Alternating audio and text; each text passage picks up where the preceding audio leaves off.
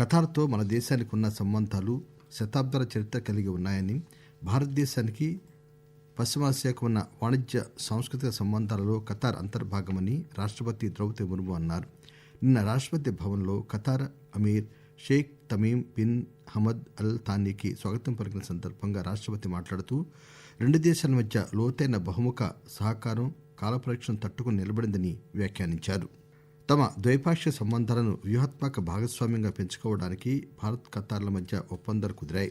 ప్రధానమంత్రి Narendra Modi Qatar Aamir Sheikh Tamim bin Hamad Al Thani మధ్య కొత్త ఢిల్లీలో ప్రతినిధి బృందం స్థాయి చర్చల తర్వాత రెండు దేశాల మధ్య ఈ ఒప్పందం కుదిరింది.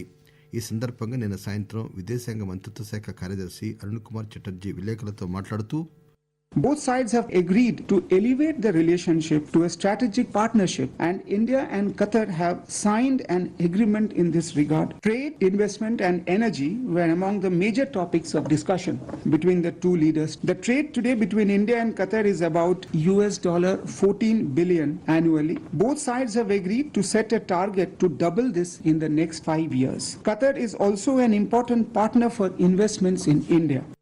కాగా రెండు దేశాల మధ్య 2 ఒప్పందాలు, 5 అవగాహన ఒప్పందాలు కుదిరాయని తెలిపారు. మొదటి ఒప్పందంతో ద్వైపాక్షిక వ్యూహాత్మక భాగస్వామ్యం ఏర్పడుతుందని చటర్జీ తెలియజేశారు.